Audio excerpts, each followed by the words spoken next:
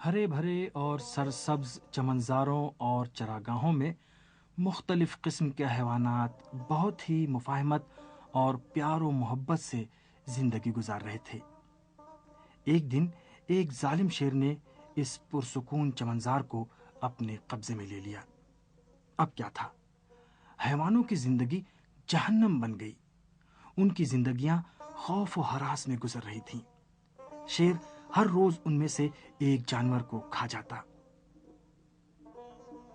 ایک رات سارے حیوان ایک جگہ جمع ہوئے تاکہ کوئی راہ حل تلاش کر سکیں اور ان کی زندگی میں چین و سکون دوبارہ لوٹ سکے۔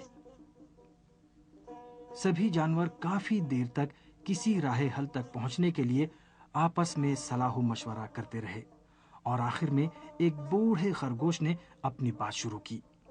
اس نے کہا، ہم لوگ چین و سکون کی زندگی گزار سکیں، اس کے لیے ایسا کام کریں کہ شیر ہم لوگوں سے راضی رہے۔ آؤ ہم لوگ اس سے ایک معاملہ کرتے ہیں، اور وہ یہ ہے کہ وہ ہم لوگوں کا پیچھا کرنا چھوڑ دے، اور اس کے بدلے میں ہم لوگوں میں سے کوئی ایک ہر روز خود سے اس کے پاس چلا جائے تاکہ وہ اپنا پیٹ بھر سکے۔ اس طرح ہم خود جنگل کے بادشاہ کے شکار کا انتخاب کریں گے۔ وہ شیر کے پاس چلا جائے گا۔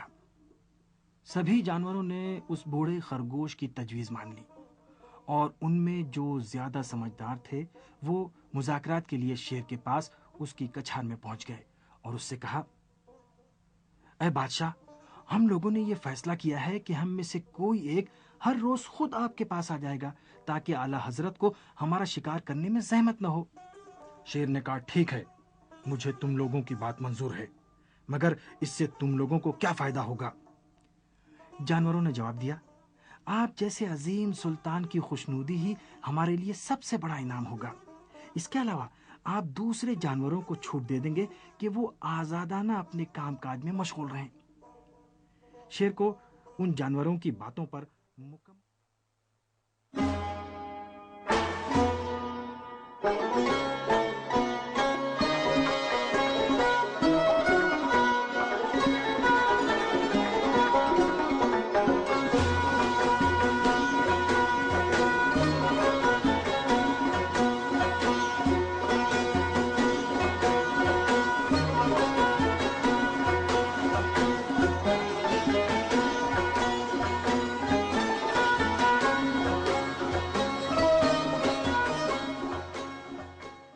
ایک جانور ہر روز خود سے وقت پر میرے پاس آ جائے گا تو میں بھی اپنے وعدے کا پکا رہوں گا، ورنہ تم لوگوں کو ایسا مزہ چکاؤں گا کہ جس کے بارے میں تم سوچ بھی نہیں سکتے۔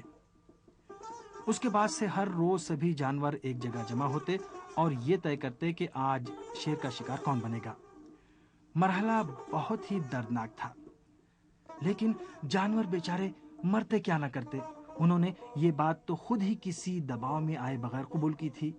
ہر روز ایک جانور شیر کے کچھار میں جاتا اور شیر اس کو اپنا نوالا بناتا۔ ایک دن ایک جوان خرگوش کی باری آئی جو بہت ہی چالاک اور ساتھ ہی دلیر بھی تھا۔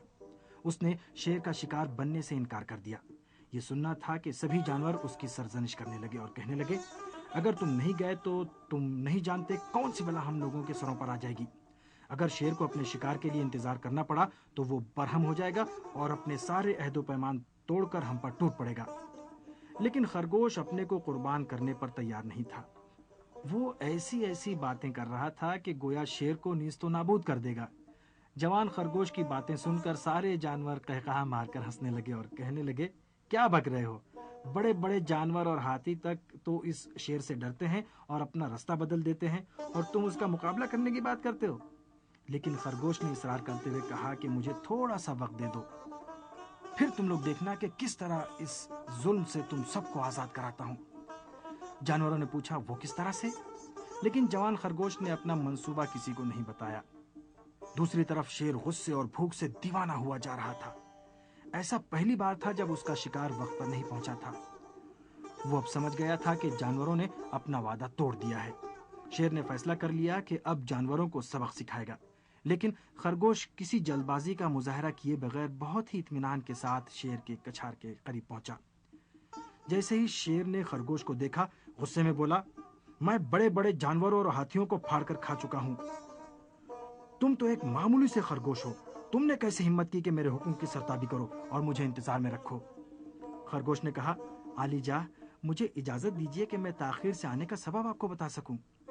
हुआ ये कि चूंकि मैं आपके लिए मामूली सा जानवर था और मुझे खाकर शायद आपका पेट न भरता, इसलिए जानवरों ने मेरे साथ एक और खरगोश को आपके पास भेजा। मगर रास्ते में एक और शेर हम लोगों का शिकार करने के लिए हम पर झपट पड़ा।